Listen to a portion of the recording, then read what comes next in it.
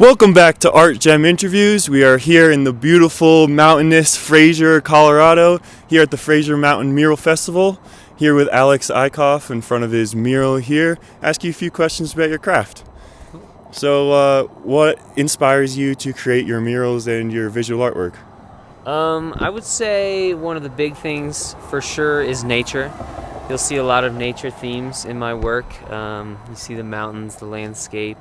But it's usually not traditional because I'm also inspired by personality and just kind of life energy as I experience it in my own life and my own relationship with myself and with my family and friends and everybody I meet through my travels. So you'd say your artwork is really inspired by your own personal life? Absolutely, yeah. I think my art journey is parallel and almost synonymous with my spiritual journey, really, in my journey as a human and trying to understand this thing we call life. Is spirituality a big part of your artwork, would you say? Yeah, just my understanding of what it is to be an artist and a creative, it's intrinsically linked with spirituality. I think creation of any kind is a spiritual practice, and I know that might get stigma and kind of lumped in with religion, but not to downplay the benefits of religion, but spirituality is just, I kind of think, the defining factor of what makes us human in our consciousness and just the drive, the want to live. I think it's innate in all of us, and it's something that art has allowed me to embrace and has given me a medium of which to embrace my spirituality and my spiritual path with, and just to seek growth anywhere I can through my art. Interesting. Yeah. It gives me meaning. Art is my meaning. Yeah. And a little about the Fraser Mural Festival. We both painted a mural here. There were, 25 artists or something. What an amazing event. Amazing to meet so many artists. And it's awesome. I love it. So cool and so much talent in the world, and it's so cool to see it in person. You see it on Instagram all the time, blah blah blah. This is your second year here, right? Yes. So how have you experienced it? What's your thoughts on the Fraser Mural Festival and all that? Yeah, I mean, I liked it the first time enough to come back for round two. So I just love the community here in Fraser.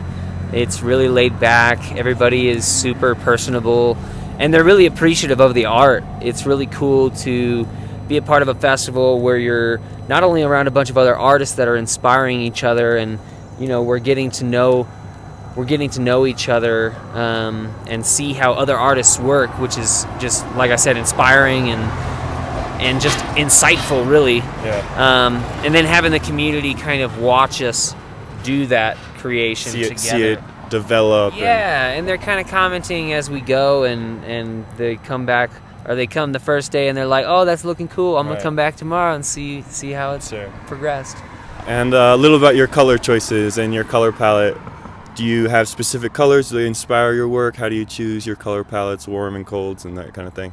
Totally. So I do a thing with my color and my value structure, which is called Simultaneous Contrast. So I use contrasting colors. So you see a lot of greens and reds, more like teals and maroons, which will kind of help pop each other and just add some contrast. It just gives you a 3D feel, and I like doing 3D because it's a little more engaging for me. I like to create a moment, create an object or a person or an animal or a plant, and make it look like it was actually there. So that's what those colors are helping me with. Cool. And specifically these colors, maybe you want to stand away so they could see. So you see a lot of these reds, these maroons, and these greens in the architecture and in the landscape, the natural landscape in Colorado. So I kind of wanted to play on that a little bit, bring those into form so it kind of fits the environment. Yeah, I think it's really cool. You have all these bass tones that you work with.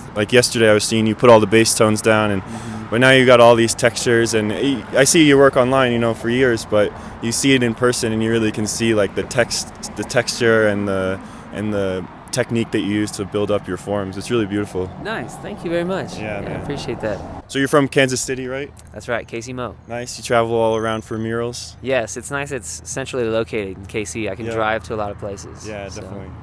Got the Eichhoff mobile. That's right, Jackie.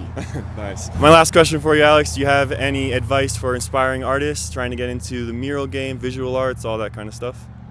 Oh yeah. So this piece is a marmot moment, and it represents mindfulness and consciousness. And I think my biggest advice to any creative especially, but really for any human, is to kind of cultivate mindfulness in your life with whatever you do.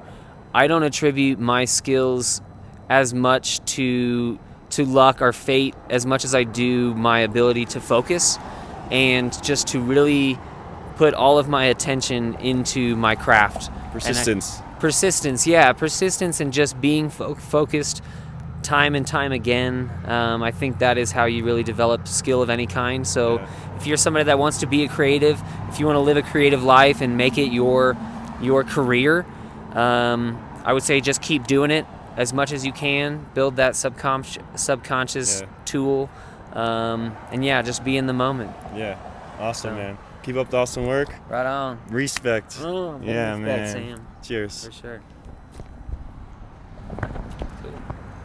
Cool, man.